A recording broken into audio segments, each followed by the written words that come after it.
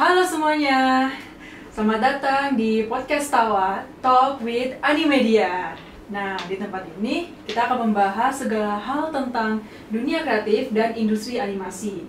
Gua Rani, dan pada episode Tawa kali ini kita akan mengeksplorasi tema yang sangat menarik, yaitu animasi untuk berbagai platform, tantangan dan pertimbangan ketika membuat animasi untuk film, televisi, dan konten online.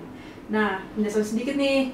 Animasi telah menjadi bagian integral dari hiburan modern dengan berbagai platform yang memiliki kebutuhan dan tantangan unik. Mereka dalam episode kali ini kita akan membahas bagaimana cara para animator muda menghadapi tantangan dan perbedaan yang pernah dialami selama proses produksi. Nah, bersama kita hari ini ada Kak Ikian, salah satu mahasiswa prodi animasi yang memiliki pengalaman dalam membuat animasi untuk film, televisi, dan konten online. Untuk pertama kali ini, boleh nih perkenalkan diri kakak dan ceritakan sedikit tentang pengalaman latar belakang kakak pertama kali terjun ke dunia animasi. Oke. Halo semuanya, kenalin nama gue Ikian Prastia Fausta, biasa dipanggil Ikian, mahasiswa animasi Polimedia semester 5, angkatan yang ke-12. Nah, jadi sekarang di samping gue sebagai mahasiswa, gue juga adalah seorang animator, 3D animator di salah satu studio animasi di Indonesia gitu. Nah, jadi pada awalnya gua itu bekerja di Imaji Studio nih. Nah, jadi Imaji Studio ini adalah salah satu studio animasi service yang mengerjakan serial animasi luar, animasi lokal, bahkan iklan gitu. Nah, kebetulan yang gue kerjain pada saat waktu itu adalah animasi serial luar. Nah, contohnya pertama itu gue pernah ngerjain project dari Nickelodeon, bahkan sempat ada yang tayang di Netflix gitu. Nah, jadi buat teman-teman mungkin yang mau nonton, kemarin sih gue cek masih tayang di Netflix. Judulnya itu ada Music Time. Nah, lanjut 1,5 tahun gue di Imaji WFO. Nah, 1,5 tahun gue di Imaji, akhirnya gue memutuskan untuk berpindah ke studio yang lain gitu. Nah, singkat cerita masuklah ke MNC Studio. Nah, beda halnya dengan Imaji Studio, kan tadi kalau Imaji itu dia studio service, kalau MNC itu kita memproduksi IP kita sendiri. Nah, kalau kalian mau tahu, MNC itu kita ngerjain animasi serial buat Kiko, animasi Bima S, lalu ada Titus. Nah, begitu kira-kira. Nah, selanjutnya tuh aku mau tanya nih, pengalaman Kak Ikian bikin karya animasi untuk film, televisi, dan konten-konten kayak itu awal mulai itu kayak gimana ya? Untuk awal mula itu gue itu dulu emang sebelum kuliah di jurusan animasi, gue juga sempat sekolah di SMK yang emang jurusannya udah animasi juga gitu. Nah, kebetulan sama halnya dengan kuliah, di SMK juga kita ngerjain kayak tugas akhir. Nah, dari situ emang awal mulanya tuh di tugas akhir pada saat di SMK itu.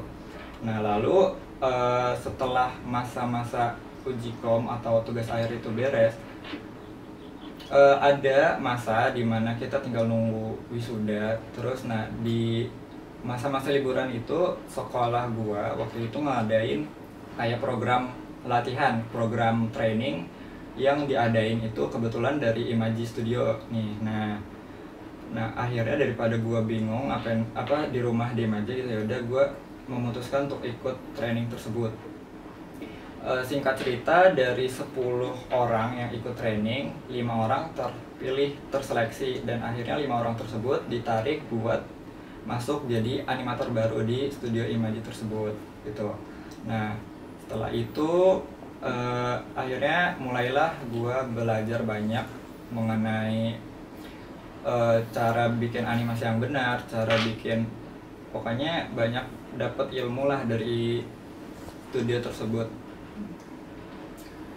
Oke, selanjutnya nih, menurut kakak ya, di era sekarang ini nih, prospek animasi dari setiap platform tuh kayak gimana ya? Ngomong soal prospek, pasti animasi itu dari tahun udah sangat berkembang pesat, udah makin banyak kita bisa kita jumpai dimanapun, bahkan di film, televisi, konten-konten lain, bahkan di jalan sekalipun itu kita udah banyak banget lihat orang yang menggunakan animasi itu ditambahin gitu. Jadi contoh aja kayak di konten online kita udah banyak banget nemuin konten-konten seorang konten kreator yang pakai animasi. Jadi kayak banyak yang dari mulai yang lucu-lucuan, dari yang informatif, yang mendidik dan semacamnya itu udah mulai banyak banget kita lihat gitu kan.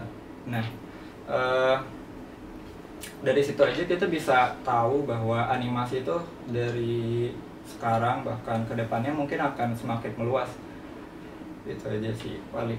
Iya sih, karena kan udah mulai tahun 2024 gitu kan Iya. ya. Mungkin tahun depan bisa lebih luas lagi gitu kan animasinya. Nah, terus ada nggak sih perbedaan yang signifikan nih dalam menciptakan ide atau masa produksi saat membuat animasi gitu untuk di film, televisi ataupun konten online? Udah pasti bakal ada perbedaan sih kalau misalkan kita menciptakan ide untuk ide buat film itu pasti bakal berbeda dengan konten online gitu kan. Kalau kita bikin ide buat film itu pasti bakal lebih yang serius, bakal lebih yang mementingkan kayak standar kualitas si film tersebut, si animasi tersebut. Itu beda halnya dengan kayak kalau kita bikin ide tentang buat outputnya ke konten online, itu pasti kita bisa ngikutin dari trending yang ada, dari pokoknya bisa diambil dari kehidupan sehari-hari, dari lingkungan sekitar. Nah lalu pokoknya banyak banget. Dan terus dari masa produksi juga kan udah pasti kalau film itu bakal lebih panjang dibandingkan konten online gitu yang dapat dibuat secara lebih cepat gitu. Nah, tapi dari salah satu hal penting yang perlu diperhatikan di style animasinya tuh seorang kakak tuh cara nentunya gimana ya kak? Buat setiap platformnya. Kalau gaya animasi itu kan sebenarnya kalau kita ambil contoh di konten online gitu kan, banyak kreator-kreator animasi itu menggunakan style yang sederhana, menggunakan style yang lucu-lucuan aja gitu kan. Kayak misalkan kayak Karnalta atau Tahilalat yang stylenya simple, yang memang dibuat untuk secara produksi itu bisa lebih cepat dan bisa lebih sering upload konten gitu.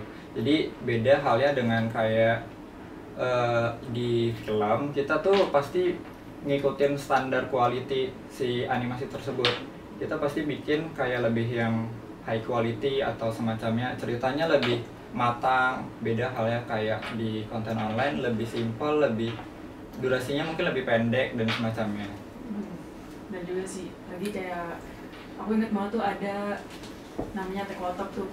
Itu animasi yang simpel, aku juga sering lihat gitu. Emang konten tuh pendek tapi terkadang juga ada maknanya gitu. Dan emang bisa cocok untuk segala usia juga untuk kontennya. Nah, terus tantangan teknis apa nih yang paling umum ditemui saat membuat animasi untuk film dibandingkan dengan televisi dan konten online? Nah, kalau dari segi tantangan pasti kalau kita bikin film itu pasti yang pertama itu kita butuh waktu yang lebih panjang. Otomatis masa produksinya itu akan lebih panjang dan bahkan bisa dibilang berbulan-bulan atau bertahun-tahun gitu untuk membuat satu film animasi. Lalu yang kedua itu tantangan yang kedua ada di teamwork. Nah, otomatis kalau kita bikin animasi untuk film, tenaga kerja yang dibutuhkan itu pasti jauh lebih banyak daripada konten online dan konten online gitu kan. Lalu yang ketiga ada revisinya, retake-nya itu lumayan cukup ketat sih, karena kan film itu kan dituntut dengan high quality yang tinggi, dituntut dengan standar yang tinggi, karena emang standarnya seperti itu gitu kan. Oh, seperti itu ya kak ya. Nah, next, dalam dunia animasi tuh pastinya kita akan melewati fase ya, melakukan proyek Itu tuh di bareng tim pasti di dunia industri juga ya kak. Nah, menurut pengalaman kakak nih, gimana sih cara bagi porsi kerjaan ke teman-teman satu tim kakak, dan apa tuh tantangan terberat ketika ada project tim? Nah, kalau itu berarti emang kita harus pertama kan sebelum memilih teman itu, maksudnya sebelum menentukan kelompok kita harus pilih-pilih teman dulu kan. Jadi kita sebenarnya lebih baik sih kita pilih teman yang emang udah dekat, yang udah kita tahu dia tuh orangnya kayak gimana.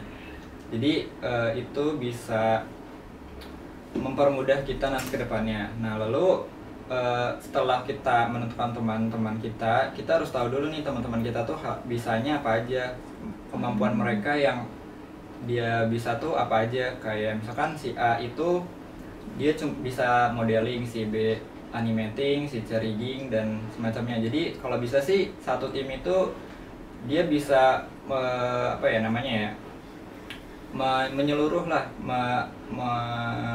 apa sih namanya kalau menyatukan sebuah tim gitu kemampuannya.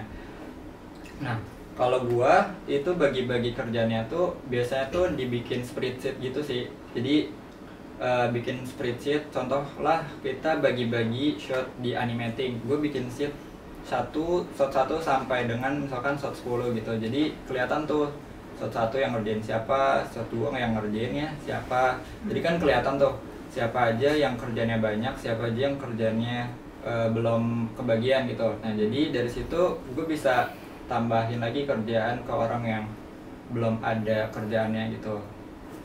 Nah, terus tantangan terberatnya sih paling kayak gimana caranya kita menyatukan ke kelompok kita itu dari beberapa kepala menjadi satu kesatuan gitu kan. Itu pasti butuh waktu, butuh effort juga buat nyatuin teman-teman kita yang emang kadang susah dikasih tahu dan segala macam sih. Karena emang di tim itu perlu namanya kayak komunikasi yang baik dari antar teman-teman kita sih. Ya, itu paling penting sih. Iya. Nah, next, apakah ada strategi khusus yang kalian gunakan untuk menarik perhatian nonton di masing-masing platform?